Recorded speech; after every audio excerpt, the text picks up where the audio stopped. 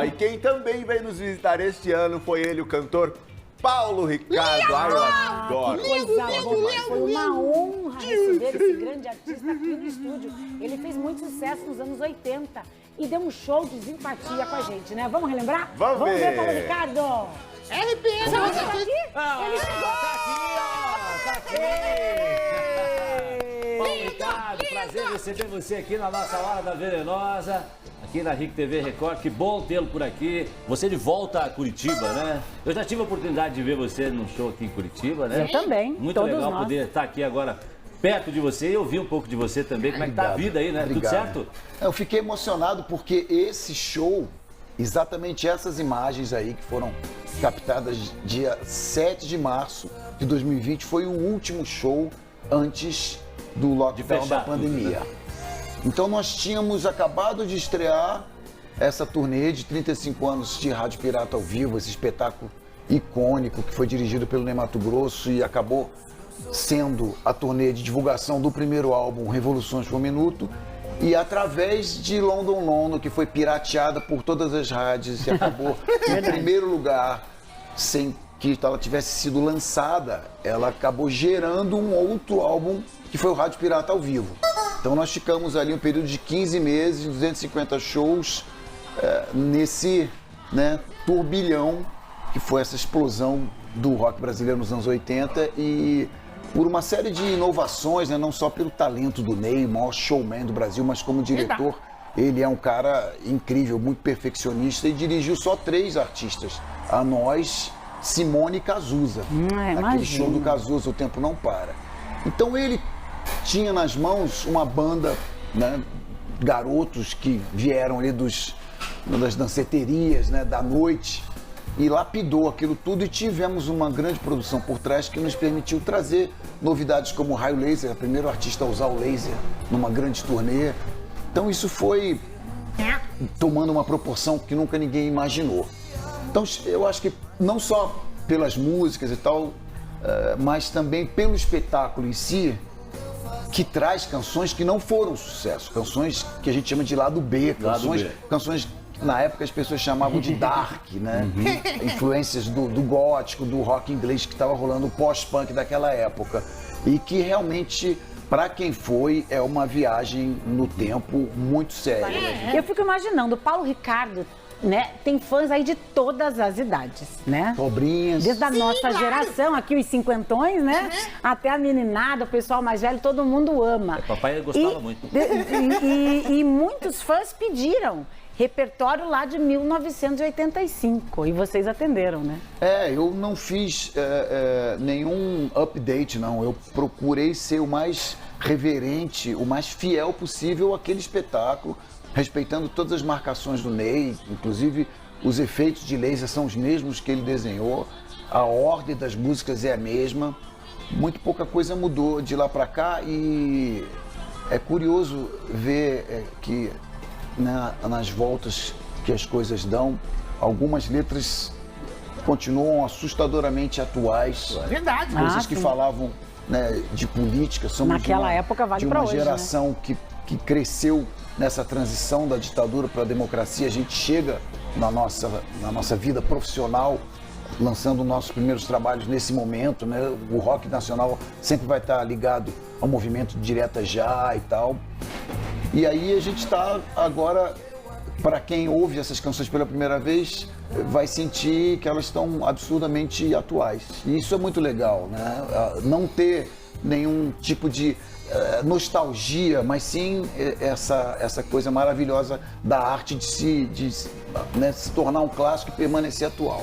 Isso é muito legal, o presente do público. Agora, falando do Paulo Ricardo, qual foi a sensação de você foi o último artista a gravar Imagine do John Lennon com a autorização da Yoko Ono? Olha, Judy, boa pergunta. Foi um sonho, porque eu sou muito fã dos Beatles desde sempre e essa autorização era uma coisa inédita, ela nunca autorizou ninguém. Eu acho que como pessoa que administra a obra do John e tudo mais, ela tinha algum motivo íntimo para não ter liberado para nenhum outro artista uma regravação de Imagine, tá? Outras músicas, Verdade. coisas dos Beatles, tudo bem, mas Imagine ninguém tinha regravado.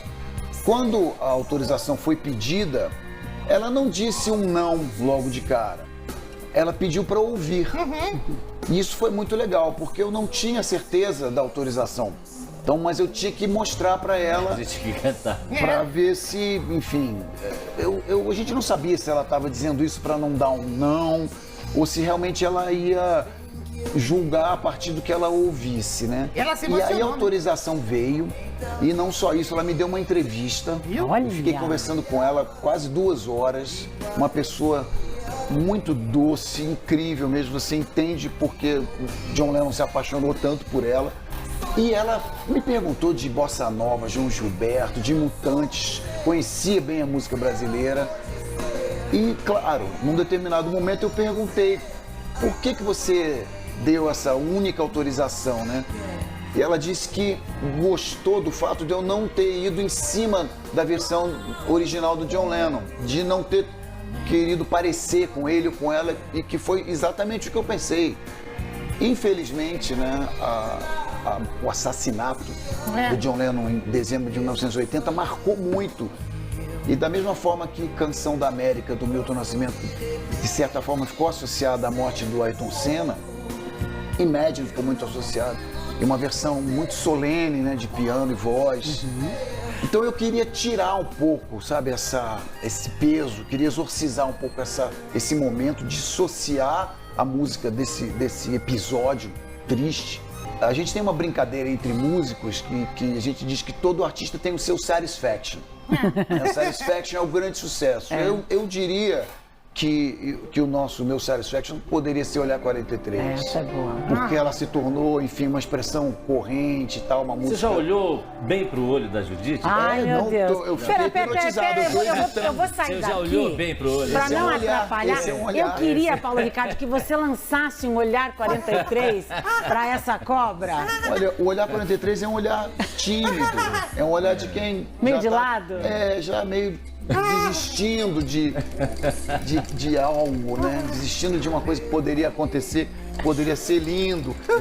Mas é uma coisa assim, Mas vai aproximando. tipo, poxa, Judite, não vai rolar, não tem chance, você tem que estar lá no show, Eu sou ocupada. a gente se falar depois. Eu sou muito ocupada, minha vida Você é tá muito difícil. linda. Meu rabo tá duro, Paulo. Nossa.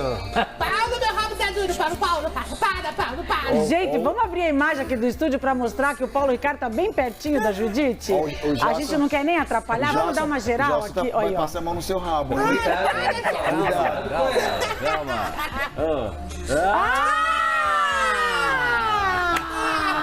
Não, Desmaiou. acabou. Desmaiou. Acabou agora. Desmaiou. Perdeu aqui a Judite.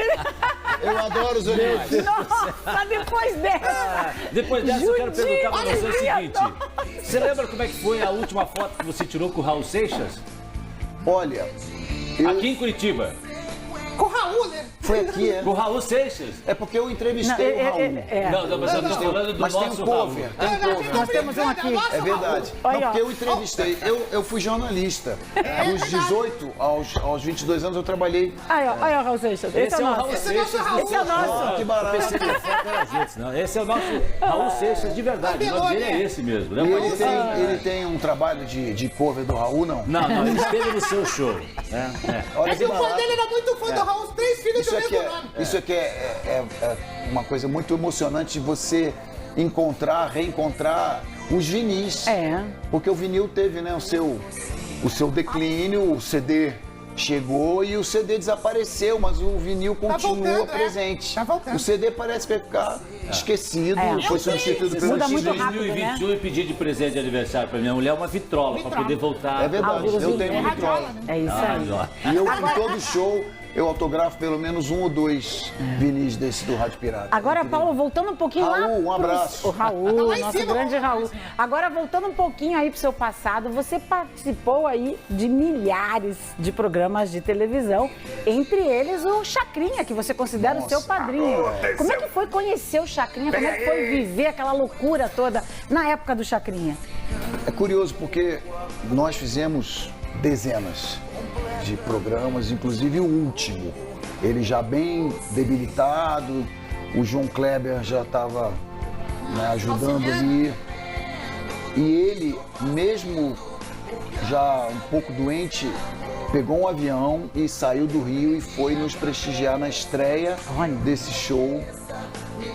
E foi assim, era difícil pra gente ver o Chacrinha como uma pessoa normal, né? Até porque eu acho que muito poucas vezes nós encontramos o Chacrinha fora do palco do personagem, né? O Abelardo Barbosa, né? Então, aquele senhor de noiva, de bailarina, Jogando bacalhau com aquela pra plateia, buzina, jogando né? bacalhau, saco de feijão, aquilo era de uma liberdade, de uma criatividade, de uma genialidade, uma síntese da cultura brasileira, um anarquismo e ao mesmo tempo um cara que abriu as portas para toda a nossa geração como ninguém, sem preconceito nenhum. Você podia ter Martinho da Vila, Simone, Roberto Carlos, Fábio Júnior e várias bandas, mesmo bandas que não estouraram, ele dava espaço para todo mundo. E eu ainda tive o privilégio de fazer parte das chamadas as caravanas do Chacrinha, né? Nós íamos fazer os shows do Chacrinha na periferia do Rio de Janeiro,